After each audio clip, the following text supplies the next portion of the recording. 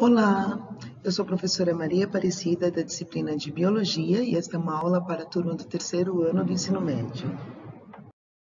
Bom, pessoal, para essa aula nós vamos precisar da apostila 5, nós vamos começar com o setor A aula 35, que fala sobre o sistema nervoso. Eu vou começar explicando com o texto teórico na página 153. Bom, pessoal, então nós vamos falar sobre o sistema nervoso. Então, assim, o sistema nervoso ele tem a função de promover a homeostase. O que é a homeostase? É o equilíbrio entre os sistemas, né, do organismo animal. Então, assim, ele controla o organismo em relação ao meio interno e o meio externo. Então, assim, o sistema nervoso é ele que vai interpretar as respostas, né, recebidas do meio externo. Então, assim, tanto como a visão, a audição, o paladar, que são os nossos órgãos dos sentidos, eles captam as informações do exterior e é o nosso sistema nervoso que vai interpretar tais ações. O sistema nervoso também é a sede do pensamento, da memória, do raciocínio, sensações, sentimentos e outras capacidades, né? E também responsável pela formulação de estímulos em geral.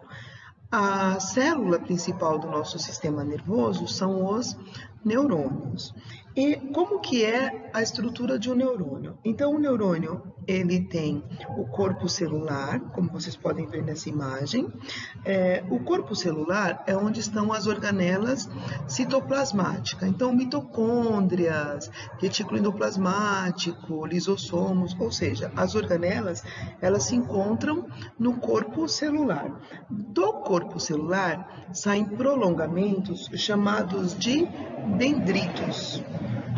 E também do corpo celular sai um prolongamento maior chamado de axônio. Esse axônio, geralmente, ele está coberto, né, por uma estrutura chamada de neurilema, que nós chamávamos de bainha de mielina.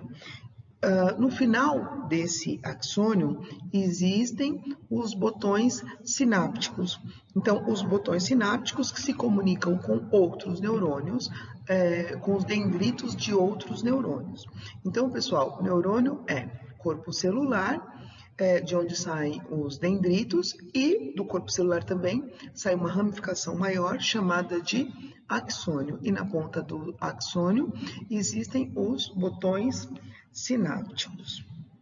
Bom, como que o impulso nervoso ele passa no neurônio? Primeiro que o neurônio ele tem duas capacidades importantes, que é a excitabilidade e a condutibilidade. Então, assim, o funcionamento do neurônio ele está relacionado com a formação e a propagação desses impulsos elétricos, né, chamados de impulsos nervosos, que é sempre do corpo, do sentido do corpo celular para o axônio. E aí, nos vertebrados, né, alguns neurônios apresentam essa bainha de mielina, que acelera a transmissão desse impulso nervoso. Então, o que é a irritabilidade ou a excitabilidade? Vocês podem encontrar esses dois nomes, irritabilidade ou excitabilidade.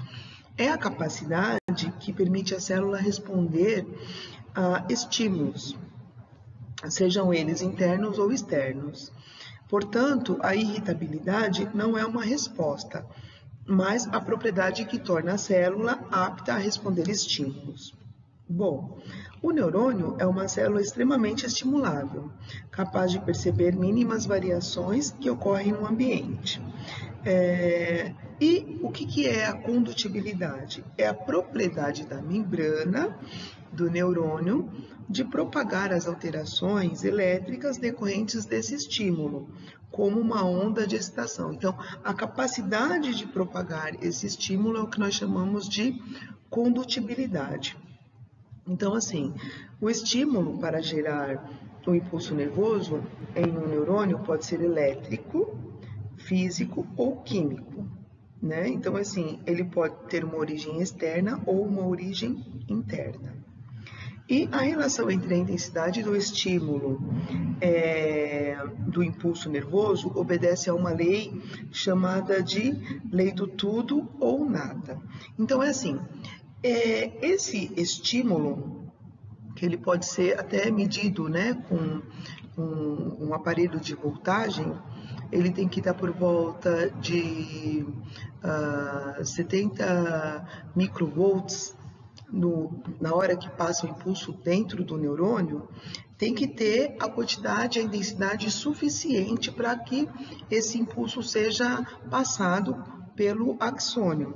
Se for superior ou suficiente para passar, nós dizemos que está no tudo. Ou seja, tem a capacidade de conduzir esse impulso elétrico. Se não tiver a intensidade, não for suficiente para a passagem desse impulso elétrico, então nós dizemos que ele está no nada. Então, assim, não tem condições desse impulso passar. Então, assim, ele tem um limite. Tem um limite, uma intensidade suficiente, que nós chamamos de limiar de excitação.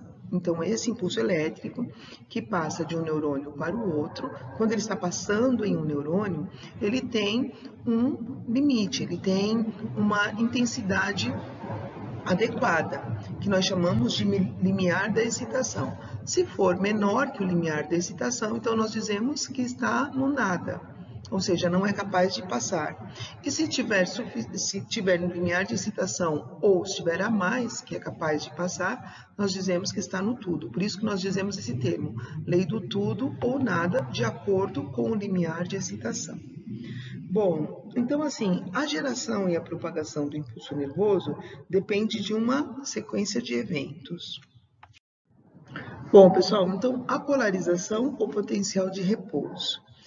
A membrana do neurônio em repouso, quando não está conduzindo impulsos elétricos, ela é positiva externamente e internamente ela é negativa, ou seja, dentro do axônio ela se encontra com carga elétrica negativa.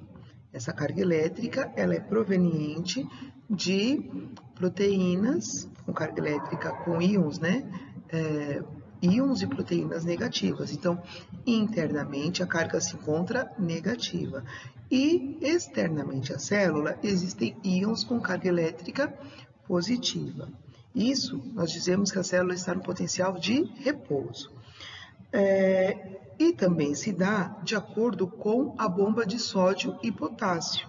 Então, como nós já aprendemos lá em transporte através da membrana plasmática, nós sabemos que a bomba de sódio e potássio ela está relacionada com um transporte ativo. Então, assim, a célula ela gasta energia para eliminar o sódio e para absorver o potássio. Então, assim, vai lançar 3 íons de sódio para o meio extracelular a cada 2 íons de potássio que envia para o meio intracelular.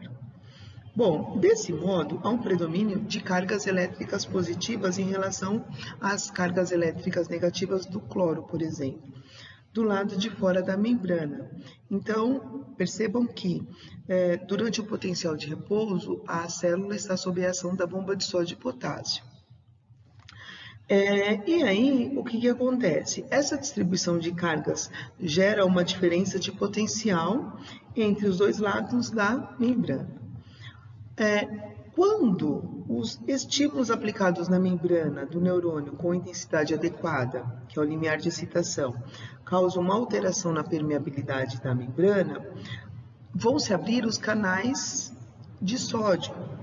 Esses canais de sódio vão fazer com que o sódio entre dentro da célula.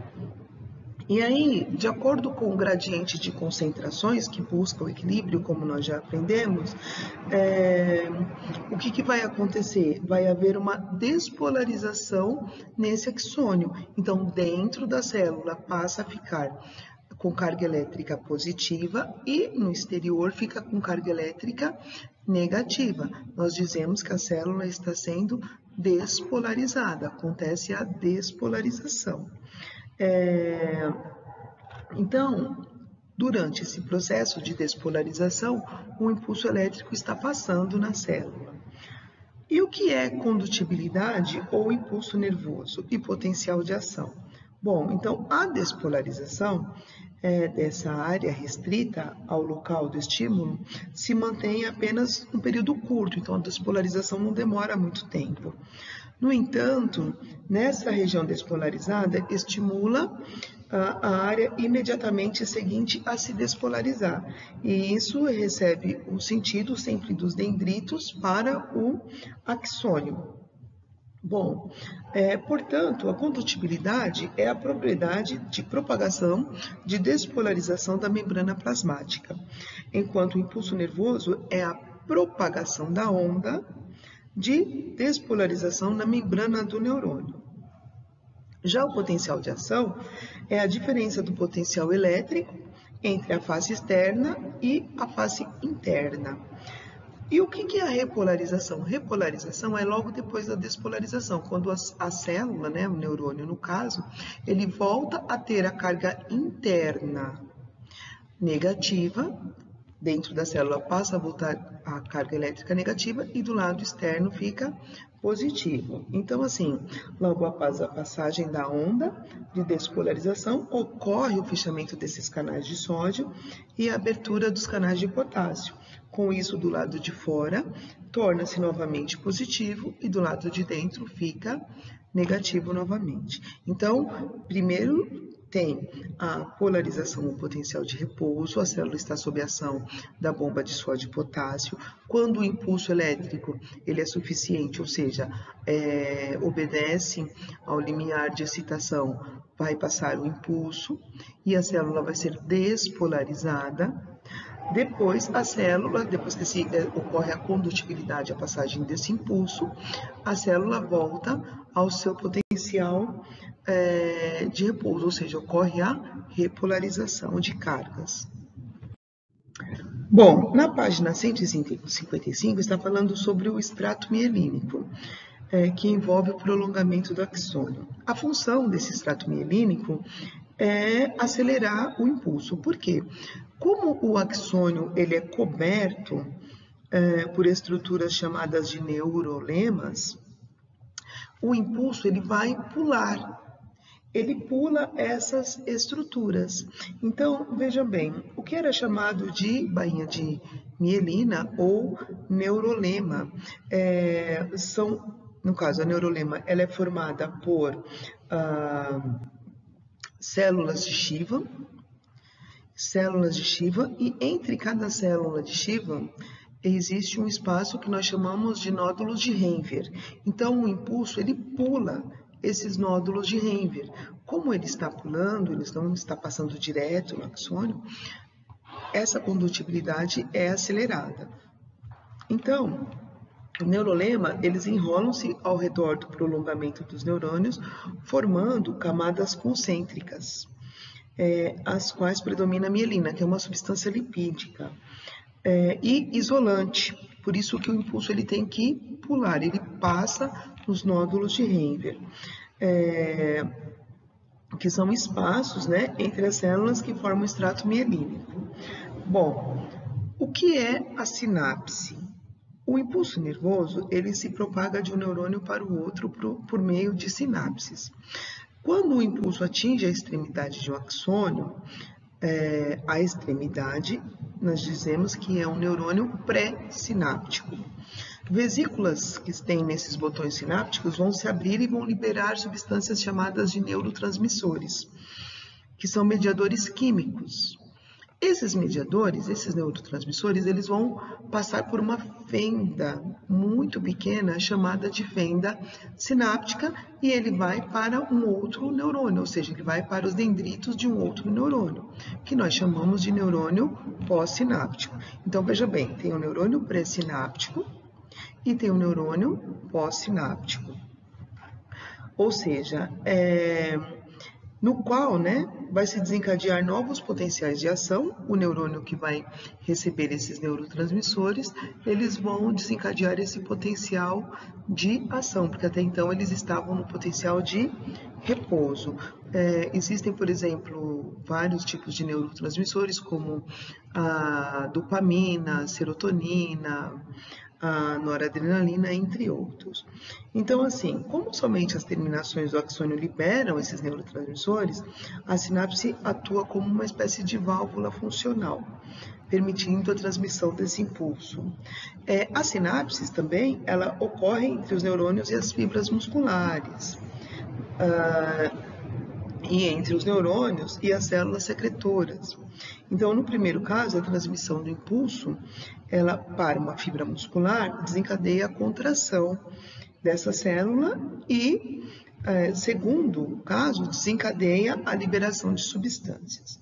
Bom, tipos de neurônios. Então, existem os neurônios sensitivos, sensoriais ou aferentes. Esses neurônios sensitivos, eles levam as informações dos receptores para o nosso sistema nervoso central. Então, esses neurônios sensitivos, eles captam, né, a informação e levam até o sistema nervoso para que o sistema nervoso faça a interpretação do mesmo. Bom, já os nervos motores, efetuadores ou eferentes, eles fazem um caminho inverso. Então, eles conduzem o impulso nervoso do sistema nervoso central para os órgãos efetores, como os músculos, por exemplo. E os nervos associativos ou de associação, eles integram as informações recebidas pelos neurônios sensitivos e as respostas motoras pelos neurônios, motores. Então, os nervos de associação, eles fazem uma associação entre os nervos motores e os nervos sensitivos. Bom, pessoal, eu vou pedir para vocês fazerem os exercícios da página 136 e 137, o exercício 1 e o exercício 2. E eu vou pedir para vocês fazerem as tarefas mínimas do exercício 1 ao exercício 8, das tarefas mínimas. Pessoal, qualquer dúvida é só chamar no e-mail, que eu estarei à disposição de vocês. Muito obrigada e até a próxima aula.